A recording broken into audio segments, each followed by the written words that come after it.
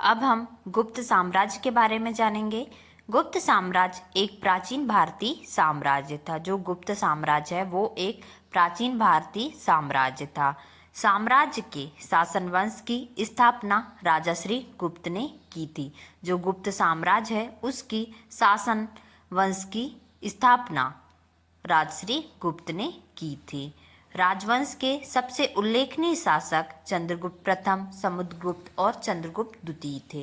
राजवंश के सबसे उल्लेखनीय शासक जो होते हैं वो सबसे पहले चंद्रगुप्त प्रथम थे, समुद्रगुप्त थे और चंद्रगुप्त द्वितीय थे, जिन्हें विक्रमादित्य के नाम से भी जाना जाता है।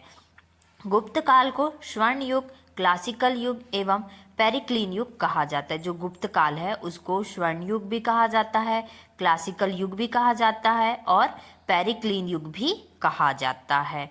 गुप्त काल को संस्कृत साहित्य का स्वर्ण युग माना जाता है। जो गुप्त काल है उसको संस्कृत साहित्य का स्वर्ण युग माना जाता है। गुप्त साम्राज्य का उदय तीसरी शताब्दी के अंत में प्रयाग के निकट कौशाम्बी में हुआ था।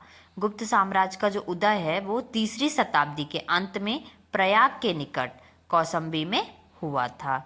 गुप्त वंश का संस्थापक श्री गुप्त थे। जो गुप्त वंश है उसके संस्थापक श्री गुप्त थे। श्री गुप्त का उत्तराधिकारी घटोत्कच हुआ। श्री गुप्त जो हैं, जो गुप्त साम्राज्य के शासक हैं, उनके उत्तराधिकारी घटोत्कच हुआ।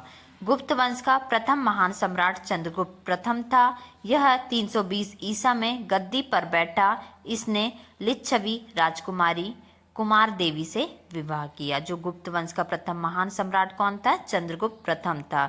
यह 320 ईसा में गद्दी पर बैठा और इसने लिच्छवी राजकुमारी कुमार देवी से विवाह किया था।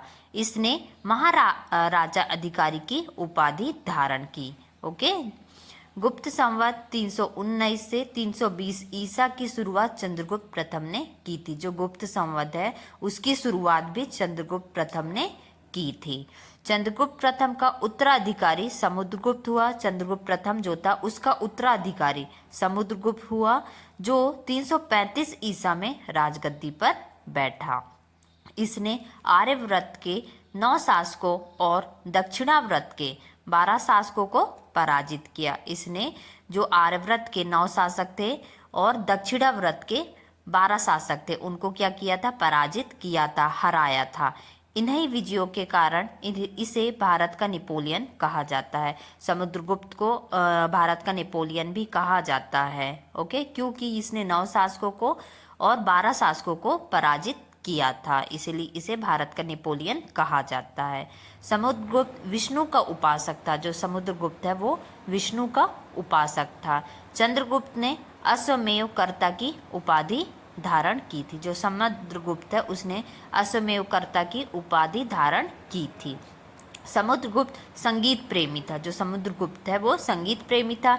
ऐसा अनुमान उसके सिक्कों पर उसे वीणा वादन करते हुए दिखाया गया है। समुद्रगुप्त ने विक्रमक की उपाधि धारण की थी। इसे कविराज भी कहा जाता है। समुद्रगुप्त को क्योंकि वो संगीत प्रेमी था इसलिए उसे कविराज भी कहा जाता है। चंद्रगुप्त द्वितीय के शासनकाल में चीनी बौद्ध यात्री फाहियान भारत आया था। जब चंद्रगुप्त का शासनकाल चल रहा था तब चीनी यात्री फाहियान भारत आया था। नालंदा विश्वविद्यालय की स्थापना कुमारगुप्त ने की थी। जो नालंदा विश्वविद्यालय है उसकी स्थापना भी किसने की थी?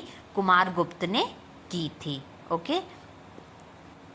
अंतिम गुप्त शासक विष्णुगुप्त था। ओके, जो गुप्त काल का अंतिम शासक कौन था? विष्णुगुप्त था। गुप्त काल में उज्जैन सर्वाधिक महत्वपूर्ण व्यापारिक केंद्र था। गुप्त काल में जो उज्जैन है वो सर्वाधिक महत्वपूर्ण व्यापारिक केंद्र था।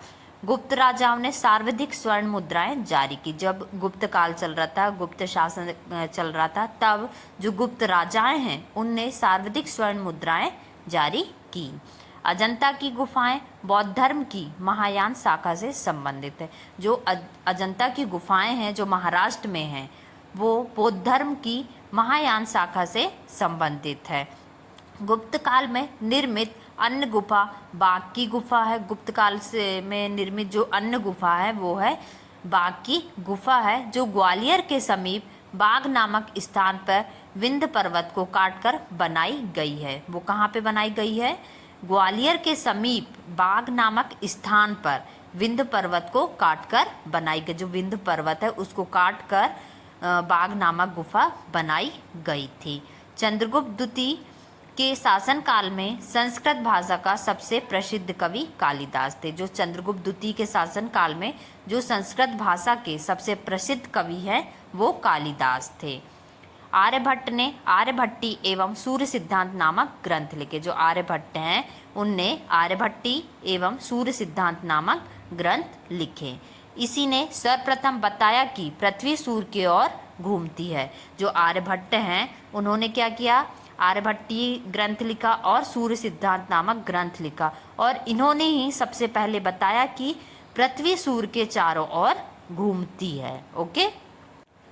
चंद्रगुप्त द्वितीय के दरबार में रहने वाले प्रमुख विद्वान वारामिहिर, धन्वंतरी, ब्रह्मगुप्त आदि थे। जो चंद्रगुप्त द्वितीय का जब शासनकाल चल रहा था तब उनके दरबार में रहने वाले प्रमुख विद्वान थे वारामिहिर, धन्वंतरी, ब्रह्मगुप्त, ये सब वहाँ पे रहते थे।